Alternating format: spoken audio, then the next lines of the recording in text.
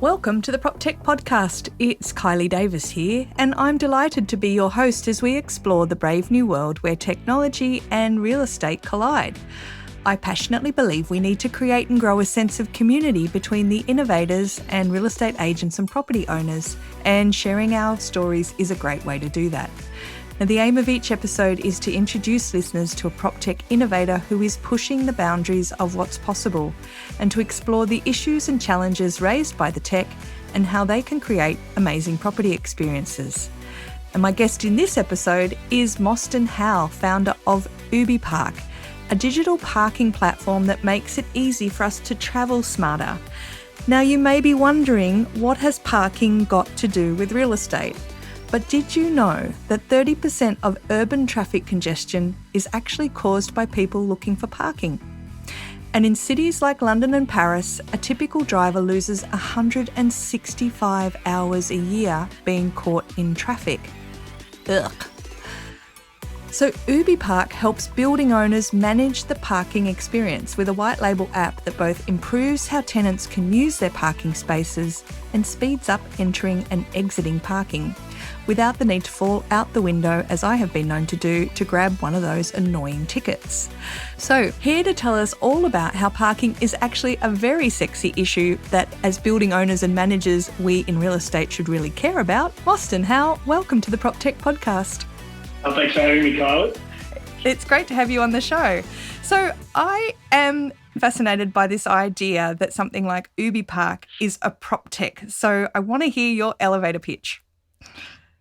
Very good.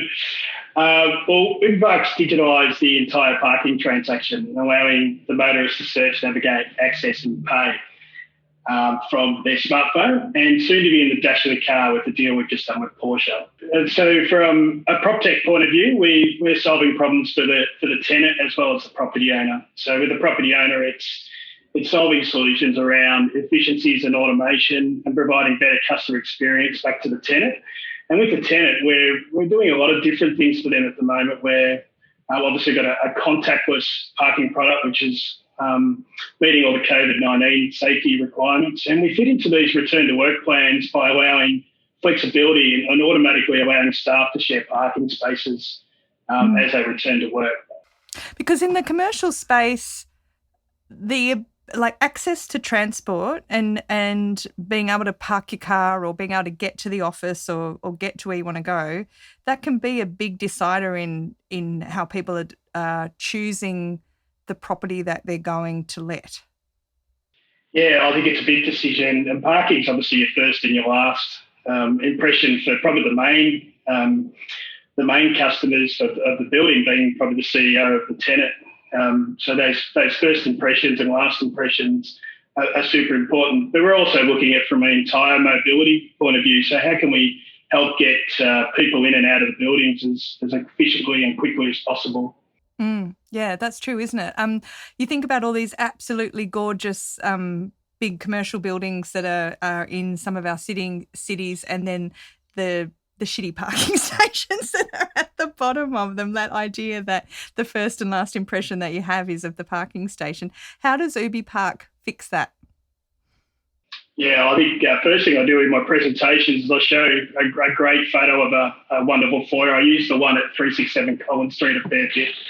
And then I'll show the photo of the car park. And obviously the first impression as you walk into that foyer is amazing. And you getting up the lifts and into visit someone in the office is a great experience, but it's not the same in the parking location. So we're bringing it into the digital world. So a lot of our solutions are ticket based and pass card based. They're archaic. People are queuing up. Things break down. So we've brought that all onto the smartphone. But we've also, and we're allowing people to do the entire transaction. So we call it SNAP, search, navigate, access and pay, directly from that smartphone.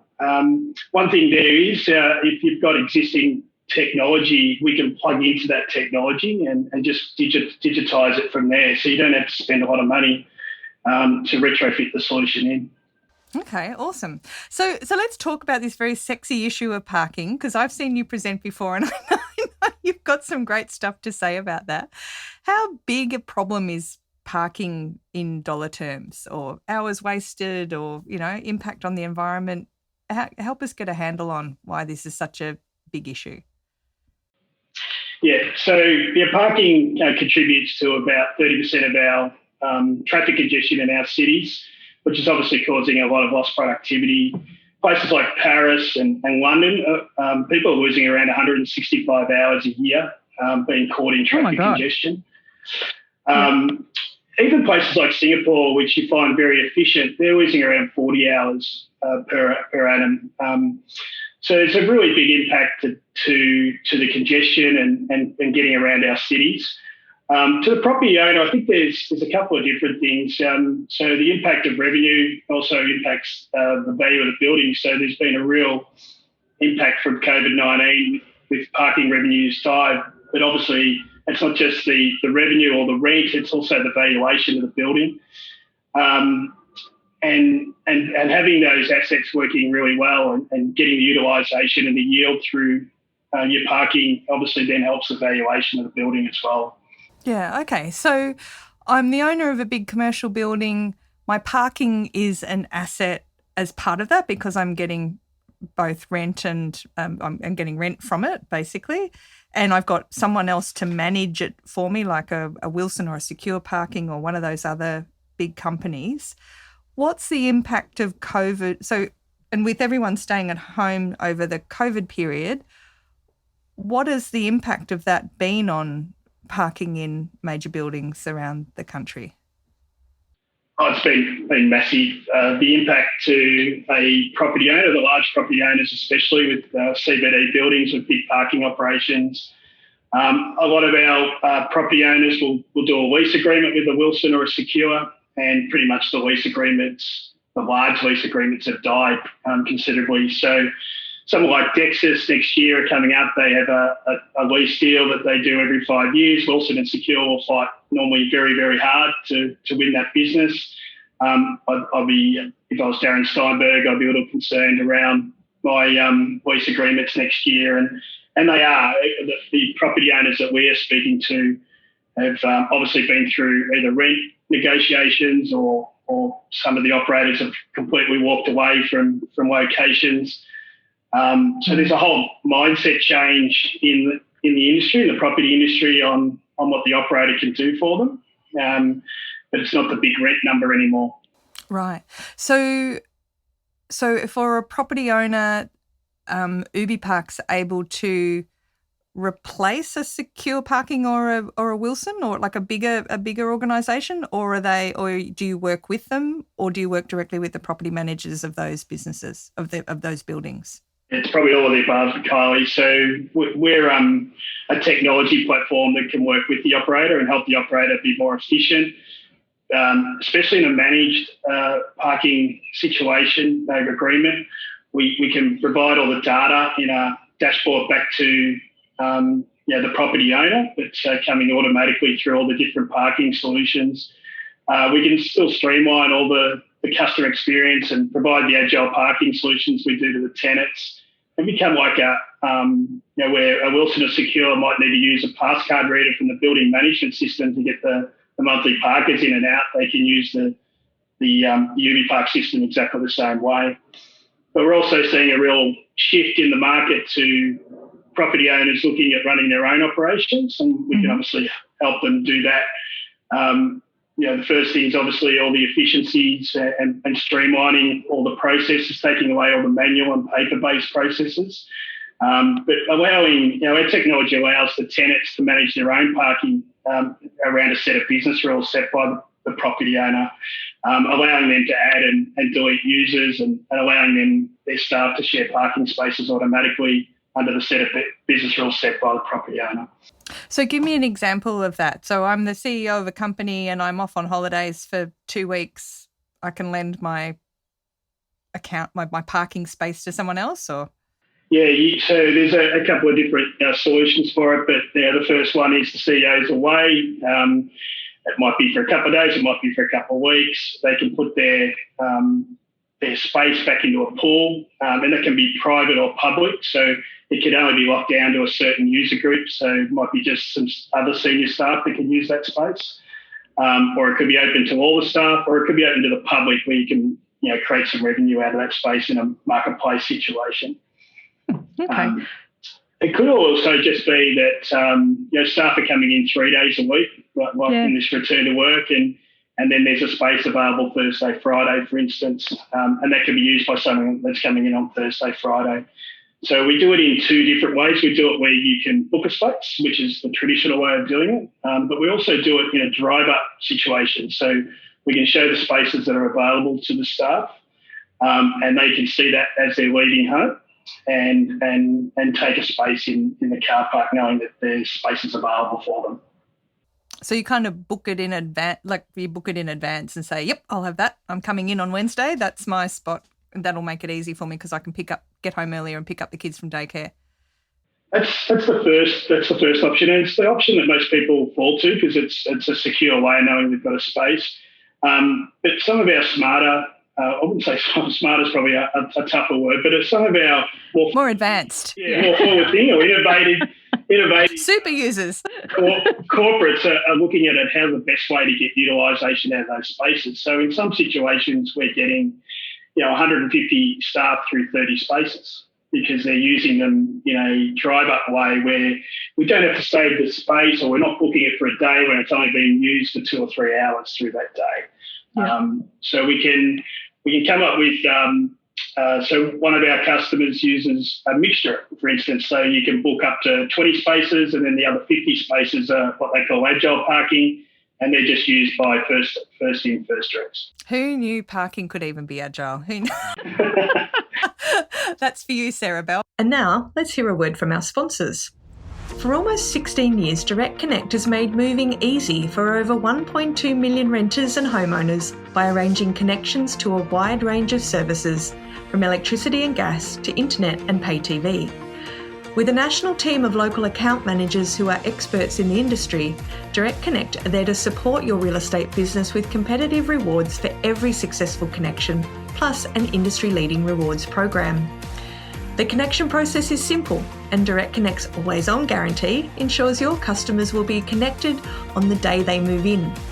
Direct Connect offers a range of market-leading suppliers, and Direct Connect has now made it even easier than ever to send connections directly integrating with MRI Software's Property Tree. So in just a few clicks while processing a tenancy, you can send the connection details through and get your customers connected. To make the right connection and find out how Direct Connect can make moving easy for you and easy for your customers, visit agents.directconnect.com.au or call 1300 558 169. So I just want to get really clear that make sure we've kind of outlined our value properly. If I am a building owner at the moment, I have parking space under my building. In current thinking, the value of that is that I rent that out to someone like a parking company and they provide me with a revenue stream. But COVID's kind of broken that quite considerably. And my options in the future are I can still rent it out to a parking company, but they can use something like UbiPark to make it more a better experience for my tenants.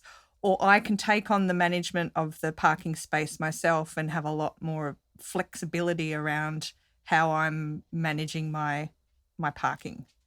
How am I going so far? Yeah, that's pretty cool. There's probably two types of parking deals that the property owner does with. It's a straight out rent, and then obviously the operator's paying that rent, and then they go out and do the best to make as much revenue as they can. Yep. Sometimes that misaligns with the building because a Wilson or a Secura are there to create revenue for their company, which might be a little bit of a different agenda to what a Dexus or a Charter Hall, for instance, have around the actual property. Well, you see that in hospitals, don't you? You see that where you've got the ability, people need to be there for a period of time, or for a long period of time, and sometimes parking stations can be completely punitive around that crisis situation of needing to be at hospital for a long time. Yes, but there's not one hospital that rents out there or leases out their parking. It's each hospital the rates and the presentation and everything's actually under a management agreement with the operator and it's totally in control. So so there's a disconnect between goals. The operator gets a bit of a whack in the hospital sometimes because parking's expensive and the likes, and charging the six obviously not a great PR exercise. But usually, with PPP, when something like Peter Mac in Melbourne or a lot of the New South Wales and Queensland hospitals have had a PPP where parking revenue is actually a big way of getting the hospital built. So the $1 billion hospital building in Melbourne with BCCC and Peter Mac is then funded out of the parking revenue. Right. Okay. Look, I'm sorry I got us diverted on hospitals, but let's go back to so as a building owner, I've got the ability to take it under my own control if I want to and give my tenants a better experience. And if I'm a tenant or a driver or a visitor to that building, my experience is that I can probably see the space that I'm going to be parking in advance and book it. And it's going to make my life easier in that I'm going to know where I'm going and I'm not going to have a ticket, lean over and pull them. I always fall out of the window because I'm short. So I'm not going to have that horrible ticket experience, and I'm not going to be standing behind 7 people at the parking machine when I absolutely have to get out of there to pay my parking. Is that how it works? Yeah, I think the big thing is customer experience. So by having the digital solution, you're not lined up at a pay station, as you said, 7 or 8 deep waiting for that to happen. You're not worried about tickets jamming and the machines going down. It's a lot more better experience for the user. I think in the COVID world, it's a Windows up solution if you're using the app. So you don't have to wind your window down. So you're completely COVID safe, which is driving a lot of our demand at the moment.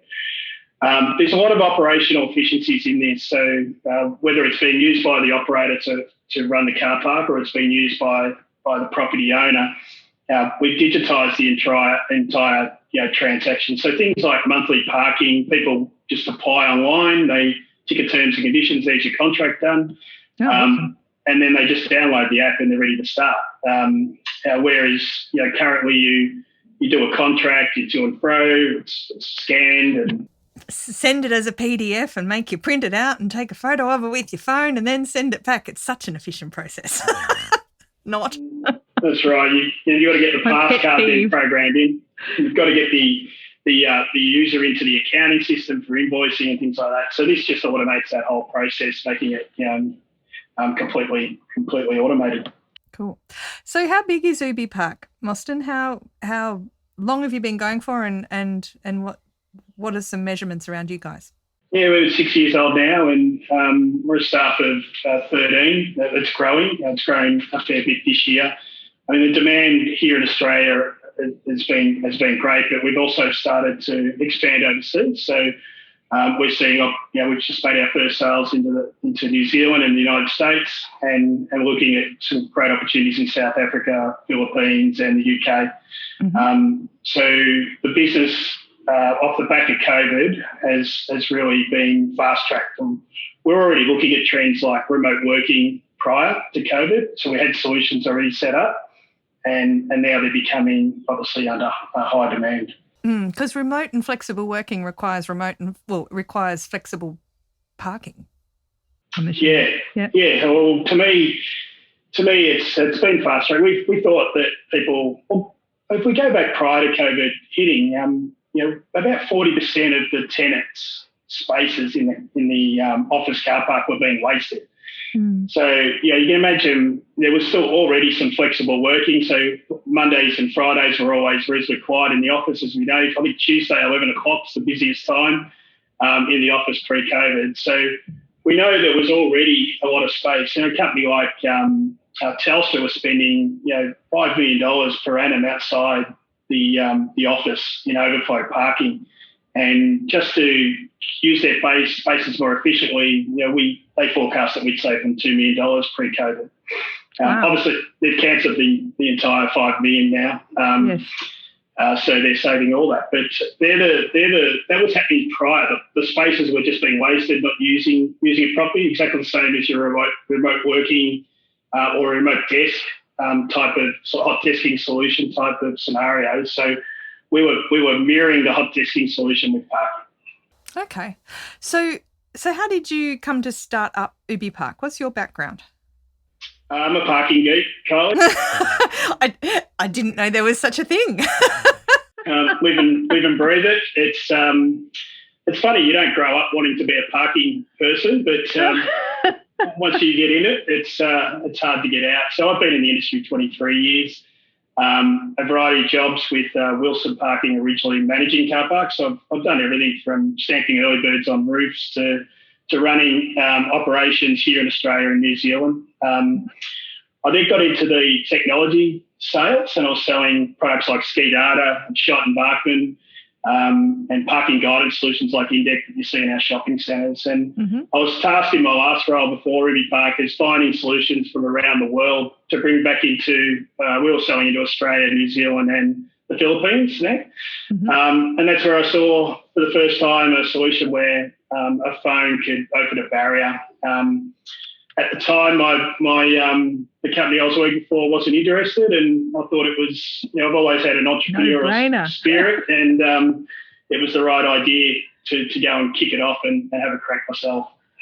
Awesome. So what's your charging model? Yeah, so we've got there's some small upfront fees depending on what we're doing. There is some hardware that goes into either the barriers or the roll doors or sliding gates. And then we have a SaaS model. So we've got some product license fees and some transaction fees based on what we're doing. So it's very cost effective to, so some of the parking equipment that people are putting in, it's very expensive. The license plate recognition cameras, which we can utilise if they're in, and we do in a lot of sites. But if you're looking to weigh that up against, say, the Bluetooth solution, it's about 5 or 6 times less. Right. Wow. Okay. So if you've already done a big investment in infrastructure in your car park, it's not going to go to waste. You can add this into it. But if you haven't, then it's a more affordable way to go ahead. Correct. Yeah. So and it's horses for courses too. So the idea is to have flexibility.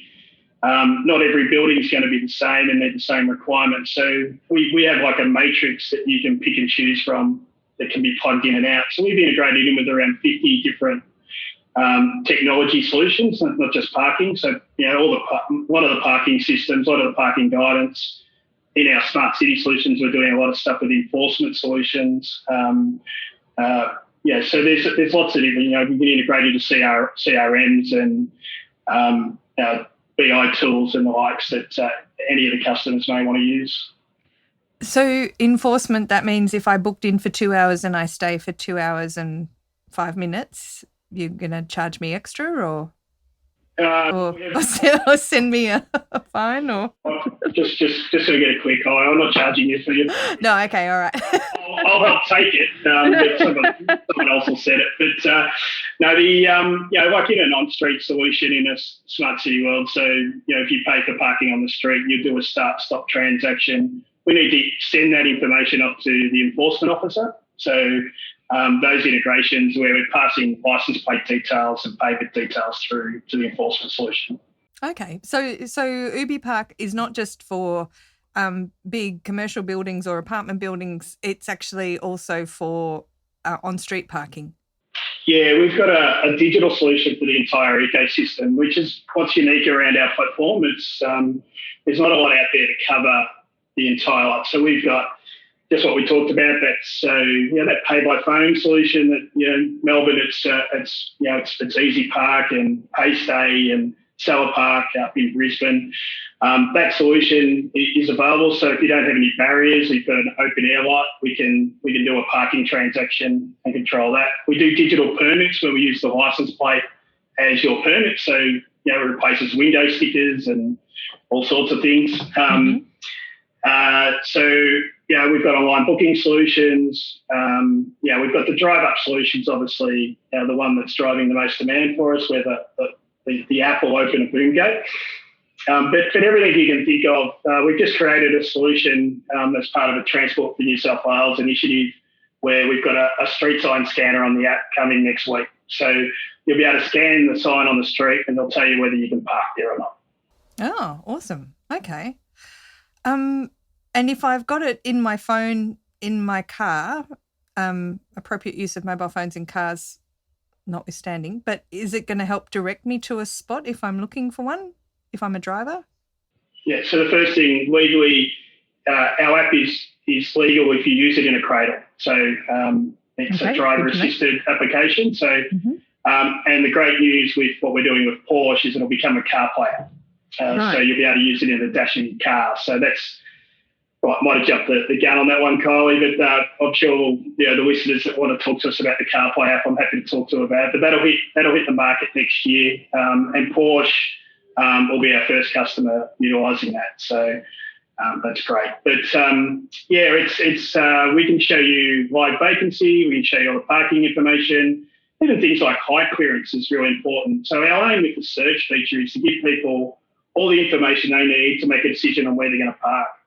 So they don't get to a place that's full or closed or they can't get into because the height clearance is too low for their van. And that's where we have and we navigate people to the front of the car park. So Google might navigate you to the street address, which might actually be the car park might be at the back of the building. So we'll navigate you there, and that's how we have the positive impact to traffic congestion. Okay, awesome. Okay, because I live in the inner city, like in the inner west of Sydney, and so car park, there's never any car parking around here. Anything you can do to fix that would be fantastic. So I've got a tricky question for you, Mosstyn. With the rise of Google and self-driving cars, are we going to need car parks in sort of 5 to 10 years? It's a funny question, Kai. The reason why UbiPark is set up the way it is to actually take advantage of the autonomous vehicles. So there's a couple of things I would like to say there. I think the driver at the moment is being made to be the problem in our smart city solution. So you'll see all these mobility as a service solutions that won't include the driver in the solution. But they're actually trying to get to that driver to get them off the road onto another a more sustainable mode of transport. So what we're doing in that mobility area is we're actually saying, let's make the driver or the motorist part of the solution and bring them into that mode. So that's the first thing that we're doing in that area. But the autonomous vehicles will make our roads more efficient. So we'll be able to utilise the road better. So that'll have a positive impact to congestion. But if we use them the same way we're using them now, they have potential to actually increase congestion. Right. So if I own an autonomous vehicle, so it comes down to car ownership as well, and I drive to work and then I send it home and then it comes back and picks me up, it's doing 4 trips instead of 2. Yep. But what we're looking at is that we don't think the government's going to allow these vehicles to go very far without anyone in them for that reason. And we think that the car park of the future is the service station. So somewhere where the autonomous vehicle can be stored overnight if it's not being used, it can be recharged, it can be serviced, it can have tyres changed, it can be washed. And they're going to need information and places somewhere around to be able to do that. So we think parking's a $700 billion industry worldwide at the moment. We see it growing year on year. And I think the autonomous vehicle, I'd say 3 or 4 years ago, it had sort of more hype about it. And there was a real push. But, with what's happened with COVID, we're seeing people jumping back into the cars to get back into the office and off public transport. And that's going to obviously drive a little bit more in the early stages until we're comfortable we get back on PT. But there's I think autonomous vehicles is something I'll be jumping on as soon as I can. And but there's a few things that need to happen for it to have it's not the silver bullet to congestion, and it won't kill car parks in the first instance, I don't think. Right. Okay. As a real estate agent, you know you need to be doing more content marketing. But creating posts for social media, creating videos and reports is hard work, lots of hard work, and it takes time. So that's why you need Home Prezzo. If you're a typical agent posting 1 or 2 social media posts a week, HomePrezo can save you between 75 to 100 hours a year. How many more properties could you sell if you had that time back?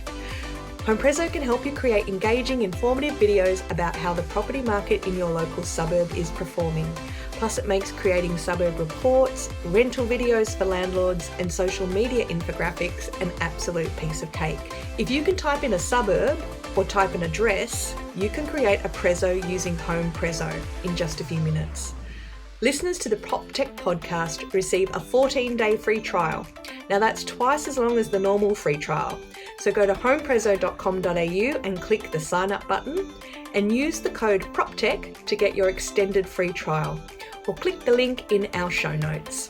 So give us an example of how you're working with either building owners or with real estate agents.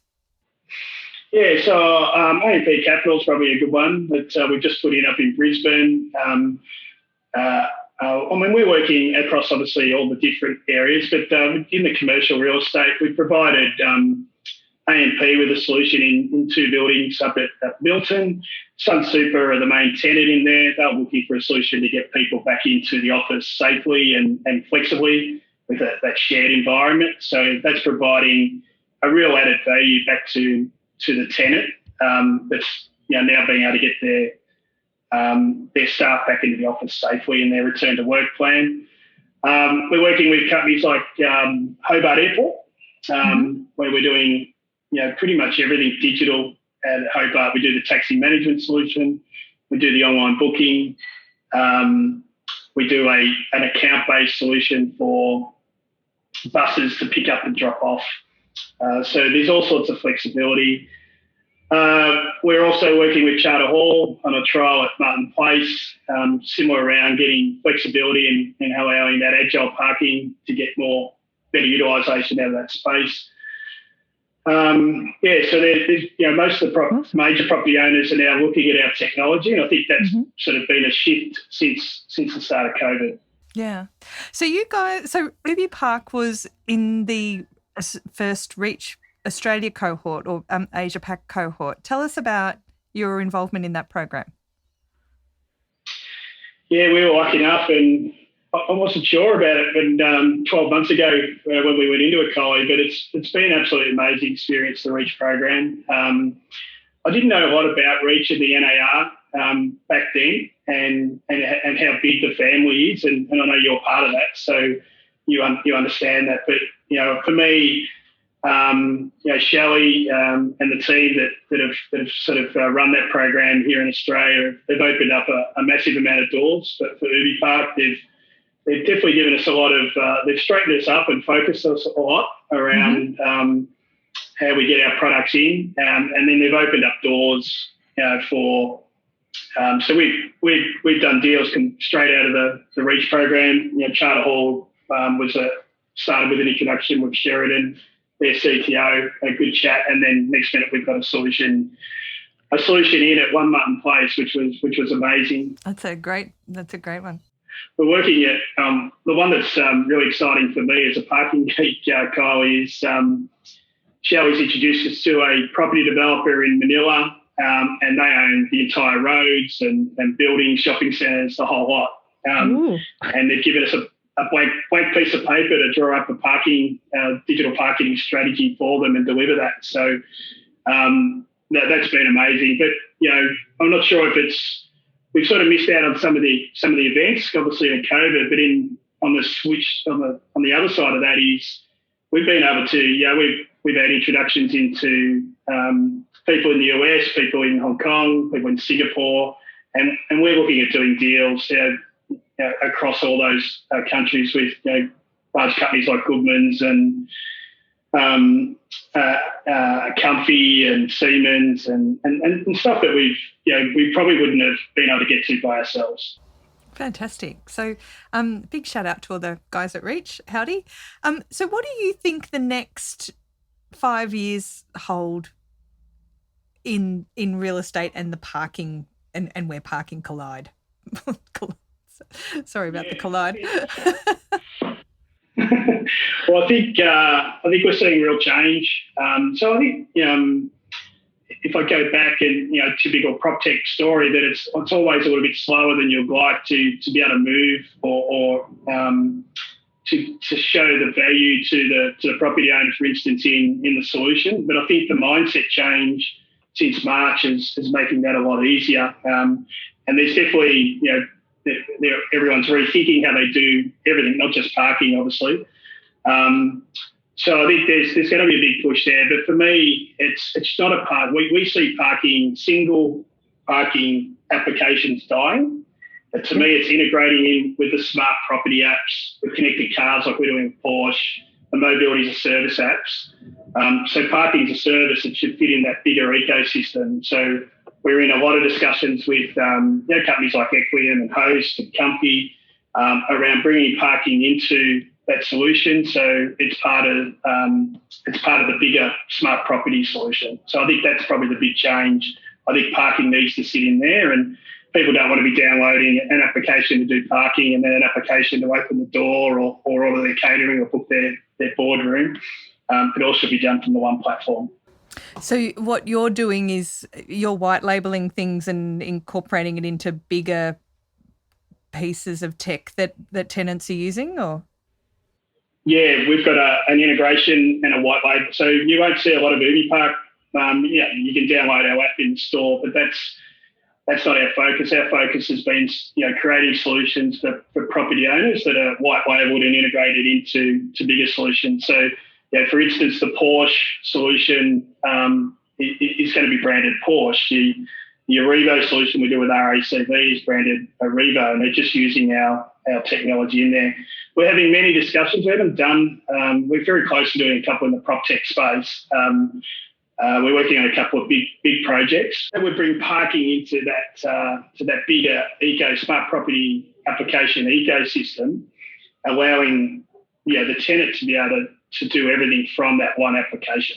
Well, who knew that parking could be sexy, Mosstyn? Well, I did. It's hard to convince. It's hard to convince a lot of people, but it is a big part of some of these buildings. So I think there is a focus for property managers and owners on it, but it's probably not as glamorous as some of the other areas of property. No, I think you've done a great job helping us understand the value of it to both the building owners and to tenants and even to kind of the broader world. So thank you so much for being on the PropTech podcast. It's been great to talk to you. Thanks, Guy. I really appreciate you having me. So that was Mosstyn Howell from UbiPark, a self-confessed parking junkie who has a great story for building owners. With COVID changing how we work, making us require more flexibility about when we come into the office and more anxious about using public transport, I think the work that UbiPark are doing is perfectly timed. The old model of building owners having their parking space managed by third-party businesses, or the parking being the really grungy basement of an elegant high-rise, is truly ripe for disruption. The processes of giving people access to parking is typically slow, paper-based, inflexible and laborious, which is ironic because usually people drive because they want to get somewhere quick. And allowing these old models to continue is the underutilisation of a really valuable asset, and also adding to the carbon load on the environment. I also love that they're working with existing building infrastructure and don't require a lot of hardware, that it's all literally in an app on a phone. If you're a commercial landlord or property manager, it's worth reaching out to UbiPark to see how you could work together.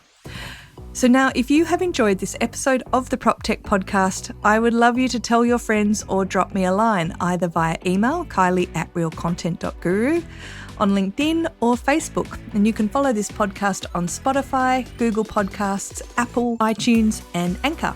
I'd also like to thank my audio support, Charlie Hollins, and the fabulous Jill Escudero, who makes this podcast possible, and our sponsors, Direct Connect, making moving easy, Smidge Wines, small batch handcrafted wines, and Home Prezzo, now part of ActivePipe, and making email marketing easier than ever before. So thanks everyone. Until next week, stay safe and keep on prop teching.